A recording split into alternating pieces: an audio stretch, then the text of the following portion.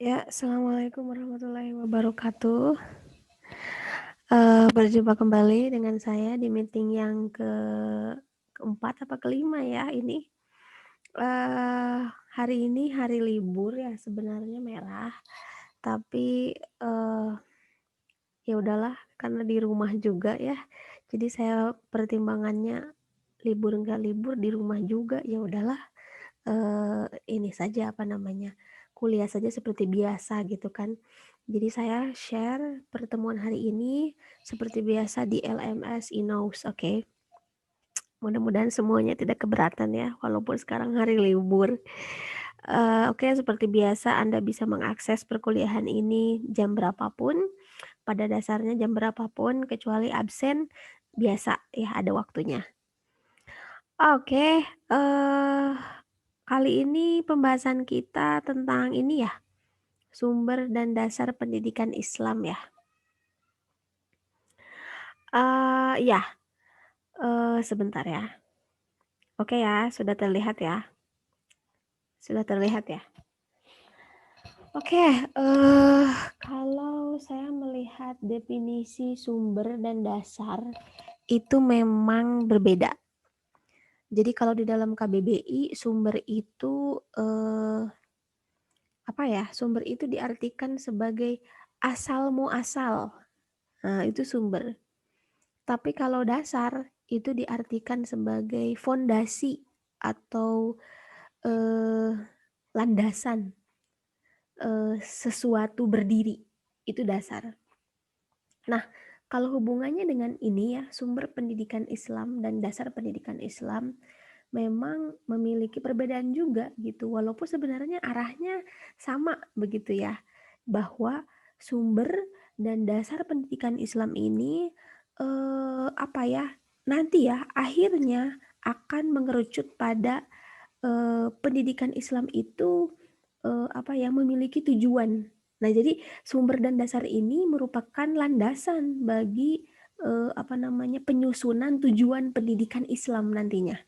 Begitulah ya. Jadi makanya sebelum kita berbicara tentang tujuan dari pendidikan Islam itu sendiri, kita harus tahu dulu sumbernya apa, dasarnya apa. Nah, begitu ya. Oke, kalau kita melihat sumber pendidikan Islam itu sebenarnya ada yang mengatakan 3 dan lebih ya gitu.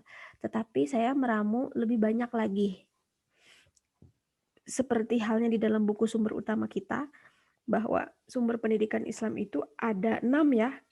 Yang pertama adalah Al-Quran, yang kedua adalah As-Sunnah, yang ketiga adalah kata-kata sahabat, yang keempat adalah kemaslahatan umat atau Mas Halil Mursalah. Mungkin kalau Anda dari pesantren, Anda pasti tahulah usul fikih ya.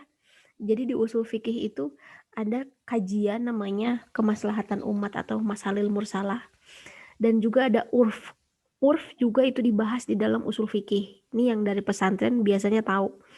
Urf itu kalau di dalam bahasa Indonesia itu tradisi atau adat kebiasaan masyarakat setempat. Dan yang terakhir adalah hasil pemikiran para ahli dalam Islam atau ijtihad. Itu sangat common ya, kata-kata ijtihad. Jadi ada 6 ya, Quran, Sunnah, kata-kata sahabat, Masalil Mursalah, Urf, dan ijtihad. Itulah sumber pokok dari pendidikan Islam. Kita akan kuak satu-satu ya.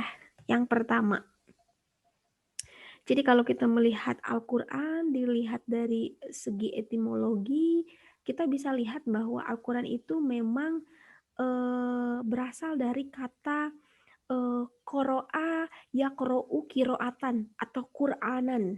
Ya, qoro'a yaqro'u kiroatan atau Qur'anan. Ya, artinya mengumpulkan dan menghimpun huruf-huruf serta kata-kata dari satu bagian ke bagian yang lain secara teratur. Itu secara etimologi. Nah, kalau kita melihat secara terminologi itu banyak biasa ya, banyak perspektif. Ada yang mengatakan bahwa Al-Quran merupakan firman Allah yang diturunkan kepada Nabi Muhammad SAW yang tertulis di dalam mushaf mushaf yang diriwayatkan kepada kita dengan jalan mutawatir, dengan jalan sohih, dengan jalan yang benar gitu ya. Apa kebenarannya tidak dapat dipungkiri lah, mutawatir itu sohih, sohih banget gitu. Dan membacanya dipandang ibadah serta sebagai penentang bagi yang tidak percaya walaupun surat pendek. Itu salah satu pengertian secara terminologi ya Al-Quran. Dan masih banyak lagi lah ya gitu. Intinya adalah bahwa kenapa Al-Quran disebut sebagai sumber pendidikan Islam? Karena memang Al-Quran itu memiliki nilai-nilai yang absolut dan memang itu adalah sumber dari agama kita ya, sehingga segala perbuatan, segala tindak tanduk lah gitu ya, itu harus bersumber pada Al-Quran. Sebenarnya tidak hanya pendidikan Islam saja kan, perbuatan kita aja kan di dalam keseharian kan didasarkan pada Al-Quran gitu ya, pada sumbernya.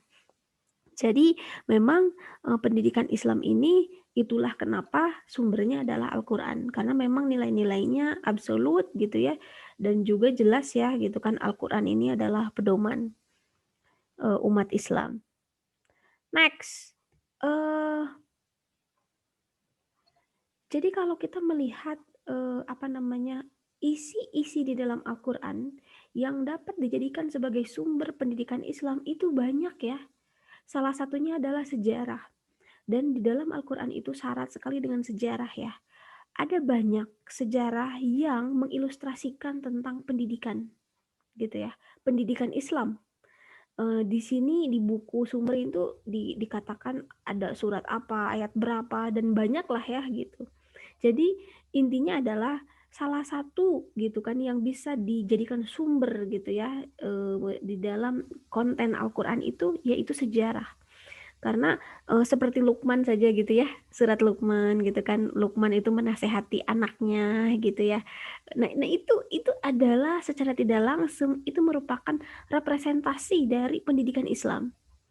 Kemudian Rasul gitu ya, Rasulullah, bagaimana Rasulullah mengajarkan istri-istrinya, kemudian anak-anaknya gitu ya, umatnya. Nah itu secara tidak langsung juga sebenarnya sumber gitu ya dari pendidikan Islam.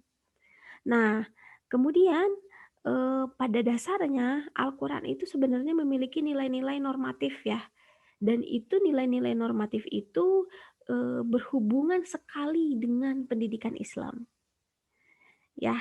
Dan itu Anda juga bisa baca sebenarnya di buku sumber, di mana nilai-nilai normatif itu betul-betul sangat erat kaitannya dengan pendidikan Islam. Oke ya, untuk selanjutnya Anda nanti bisa baca langsung. Jadi itulah kenapa Al-Quran dijadikan sebagai sumber dalam pendidikan Islam. Oke, next. Yang dijadikan sumber di dalam pendidikan Islam itu adalah As-Sunnah. Sebagaimana kita tahu bahwa As-Sunnah ini kan tradisi yang bisa dilakukan ya secara etimologi itu ya, atau jalan yang dilalui baik yang terpuji maupun yang tercela. Makanya secara terminologi As-Sunnah itu bisa dikatakan sebagai segala sesuatu yang dinukilkan pada Rasulullah, baik perkataannya, baik perbuatannya, baik takrirnya gitu. Dan apapun ya selain itu pokoknya yang betul-betul bersumber dari Rasulullah. Nah, itu adalah sunnah gitu. Ya, jadi memang sunnah ini salah satu sumber dari pendidikan Islam. Otomatis ya kalau kita berbicara tentang sunnah berarti kan sosok Rasulullah. Dan sosok Rasulullah itu baik perkataannya, perbuatannya, tadi takrir dan sebagainya itu bisa dijadikan sumber pendidikan Islam. Bagaimana kita melihatnya gitu kan? Kita bisa melihat hadis-hadisnya, oh ada banyak lah gitu. Bahkan ya banyak sekali gitu, banyak sekali hadis-hadis gitu kan yang memperlihatkan pendidikan Islam gitu. Pada masa Rasulullah begitu ya. Jadi itu merupakan salah satu sumber dari pendidikan Islam, As-Sunnah. Oke, next. Kemaslahatan umat yang tadi ya, Masalil Mursalah itu ya. Nah, ternyata kemaslahatan umat juga bisa dijadikan sebagai sumber pendidikan Islam. Jika ada sesuatu yang tidak tercover di dalam Al-Qur'an atau tidak ada gitu ya secara jelas atau implisit ya namanya ya, atau eksplisit di dalam Al-Qur'an itu misalnya sama juga misalnya di as-sunnah juga tidak ada, maka bisa dilandaskan pada sumber yang lain, yaitu kemaslahatan umat.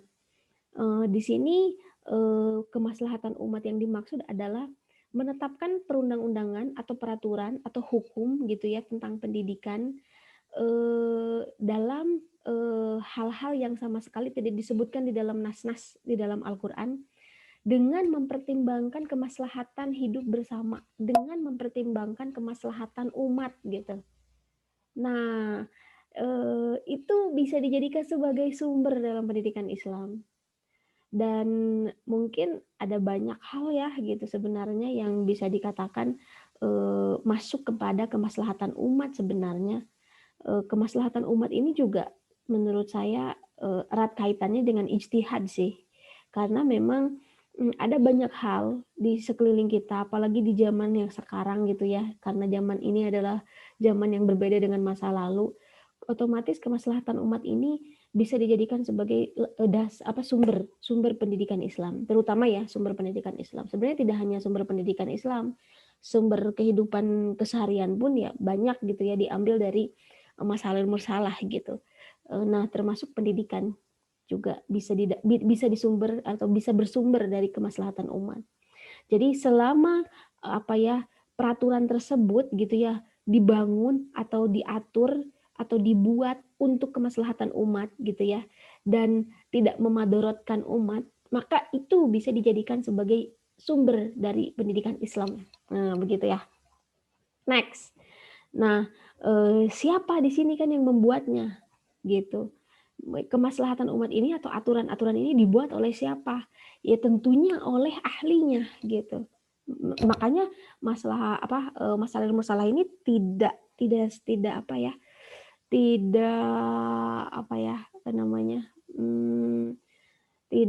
asal ya, maksudnya tidak asal. Memang yang membuatnya itu juga para pakar gitu kan, atau di sini bisa saja pemerintah begitu ya, atau ya para pakar yang ahli di bidangnya. Kalau di dalam pendidikan Islam berarti para pakar yang ada dalam ruang lingkup pendidikan Islam, maka itulah gitu ya salah satu yang berhak dalam membuat peraturan atau perundang-undangan gitu ya, atau hukum yang berkenaan dengan pendidikan Islam. Oke, next. Jadi sumber berikutnya itu adalah urf. Urf ini tradisi atau adat kebiasaan. Nah, ini bisa dijadikan sebagai sumber pendidikan Islam. Begitu ya, kalau kita lihat sumber utama kita, buku itu. Nah, di sini urf ini bisa dijadikan sebagai sumber pendidikan Islam. Artinya, urf itu merupakan kebiasaan masyarakat, baik berupa perkataan maupun perbuatan yang dilakukan secara kontinu dan seakan-akan merupakan hukum sendiri, sehingga jiwa merasa tenang dalam melakukannya karena sejalan dengan akal dan diterima oleh tabiat yang sejahtera. Ya, jadi kebiasaan dalam masyarakat lah gitu, yang sudah mempribadi, melekat gitu ya, dan baik tentunya gitu ya, dan baik untuk masyarakat gitu kan, sudah terbiasa masyarakat melakukan itu dan sudah menjadi hukum tersendiri gitu. Nah, itu urf ya, tradisi atau adat kebiasaan. Apa ya yang bisa dijadikan sebagai tradisi atau adat kebiasaan? Mungkin berkata ya, nih seperti perkataan. Kita memiliki tradisi atau kita memiliki adat gitu kan, sopan santun misalnya di dalam berbicara. Nah, sopan santun di dalam berbicara ini merupakan perkataan atau perbuatan yang sudah menjadi hukum tersendiri begitu ya di kalangan masyarakat kita, masyarakat Sunda aja misalnya.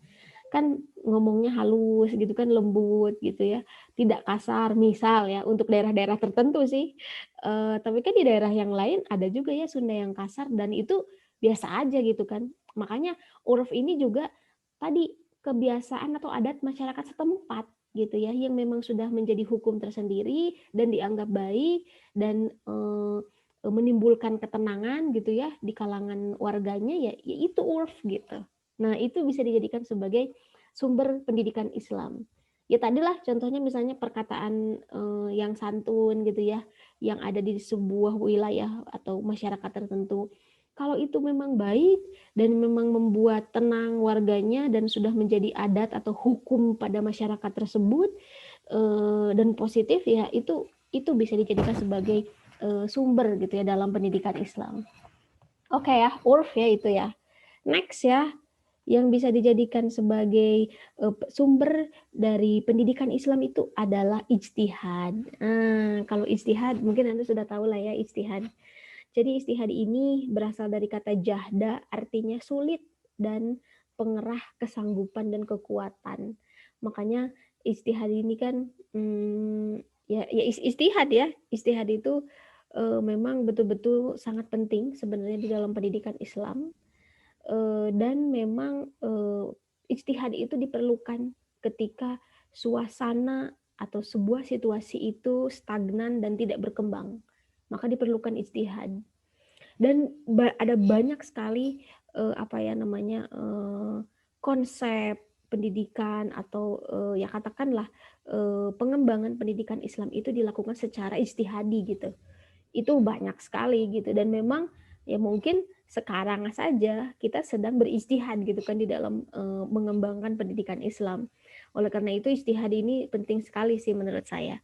Makanya Rasul mengatakan kalau kita berijtihad itu benar ya, itu pahalanya 2. Tapi kalau salah tetap aja dapat pahala 1 kan. Nah, makanya itulah pentingnya berijtihad gitu. Saya rasa ini adalah ijtihad ini cara yang sangat tinggi lah gitu ya ininya ya grade-nya, dan memang itu yang sebenarnya dibutuhkan oleh umat ya, oleh kita semua, ijtihad gitu. Kita harus berijtihad juga nih di dalam pendidikan Islam, karena ya pendidikan kita stagnan begini-begini aja gitu kan, tidak berkembang, maka kita harus berijtihad. Oke, next. Sekarang kita masuk ke dasar pendidikan Islam. Yang tadi saya katakan ya, dasar itu pondasi, landasan gitu kan, sesuatu itu berdiri. Nah, kalau kita melihat pendapat Hasan Langgulung saja misalnya, dia mengatakan bahwa dasar dari pendidikan Islam itu didasarkan pada historis, sosiologis, ekonomi, politik, administrasi, psikologis, filosofis, dan religius ya. Satu lagi religius. Nah, tetapi kalau misalnya Anda nanti baca buku yang lainnya, itu macam-macam lah.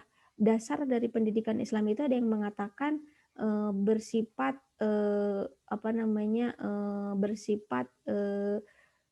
religius gitu kan. Ada juga yang mengatakan harus didasarkan pada landasan negara. Itu di sumber yang lain ya, di sumber yang lain. Tapi kita kan mengacu pada sumber yang kita baca aja ya gitu. Seperti sesuai dengan kesepakatan. Jadi memang kalau kita mengacu pada sumber yang ini, bahwa landasan dari pendidikan Islam itu ya ini ya, histori, sosiologis, ekonomi, politik, administrasi, psikologis, dan filosofis. Dan penulisnya sendiri menambahkan bahwa religius itu merupakan dasar dari pendidikan Islam. Oke ya, religius yang dimaksud adalah agama begitu ya. Itu adalah dasar dari pendidikan Islam. Oke, jadi secara singkat kalau misalnya digambarkan maka seperti ini. Jadi begini, sejarah merupakan landasan landasan bagi pendidikan Islam. Jadi pendidikan Islam itu harus didasarkan pada sejarah yang berkembang. Baik sejarah negara, baik sejarah yang ada di sejarah negara gitu kan. Tadi juga sejarah yang berhubungan dengan Islam itu sendiri. Jadi memang kita ini agak melebar ya gitu. Harus luas gitu. Karena memang kita tidak hanya berbicara tentang sejarah dari negara ini, tetapi kita juga berbicara tentang sejarah pendidikan Islam begitu. tetapi kita juga harus tahu sejarah pendidikan kita sendiri, yaitu bangsa Indonesia. Makanya memang ini dua-duanya kita harus tahu betul sejarah, karena ternyata sejarah ini merupakan dasar ya dari pendidikan Islam. Next, sosiologis ya. Sosiologis ini kan yang berhubungan dengan masyarakat gitu, baik itu budaya, baik itu faktor sosial yang sosial budaya yang ada di dalam masyarakat, itu pun merupakan dasar dari pendidikan Islam.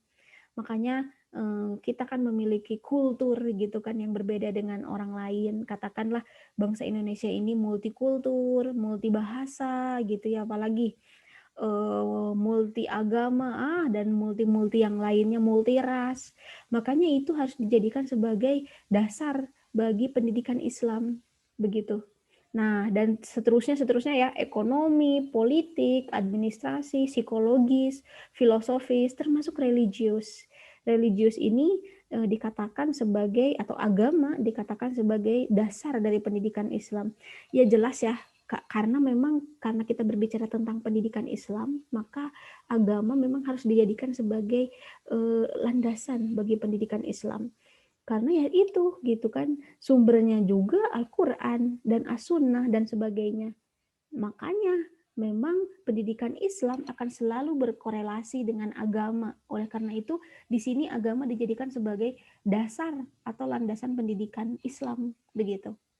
Oke ya, jika digambarkan seperti ini, Anda juga nanti bisa lihat ya di buku sumber utama. Jadi secara singkatnya bisa digambarkan seperti ini di dalam gambar. Kelihatan nggak? Saya gedein ya, saya besarkan. Oh. Jadi inilah sumber dan dasar pendidikan Islam. Oke ya, untuk selanjutnya Anda nanti bisa baca juga di buku sumber kita. Jadi kalau kita melihat bagan ini atau gambar ini, agama itu merupakan dasar ya di dalam pendidikan Islam. Jadi ini wilayah agama. Jadi gini, ini ceritanya lingkaran ini tuh begini, semakin kuat 4 hal ini, imaniyah, ilahiyah, ubudiyah, ilahiyah, muamalah ilahiyah, muamalah insaniyah, maka semakin semakin tinggi gitu ya, atau semakin kuat gitu ya ininya nih, landasan kita atau pendidikan Islam kita. Nah, di sini ada wilayah agama dan yang terakhir di sini mengacu pada pendidikan Islam.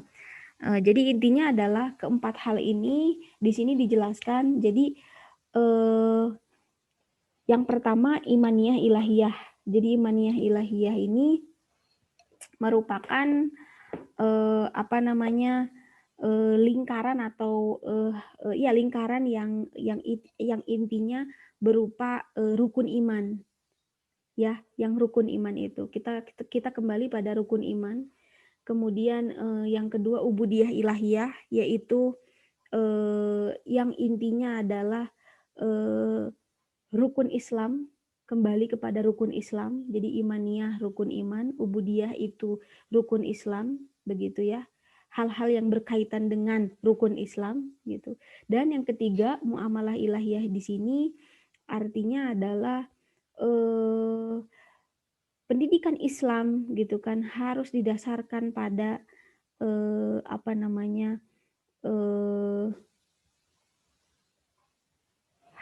hal-hal atau dasar yang bersifat ijtihad manusia. Ya contohnya ya seperti tadi yang berhubungan dengan historis, filosofis, apalagi sosiologis dan sebagainya ya gitu. Politis. Nah itu muamalah ilahiyah. Dan yang keempat ini muamalah insaniyah. Ini hal-hal yang berkaitan dengan aktivitas gitu ya di dalam pelaksanaan pendidikan. Dan itu lagi-lagi harus didasarkan pada yang tadi, historis, kemudian politis, ekonomis, psikologis, dan sebagainya.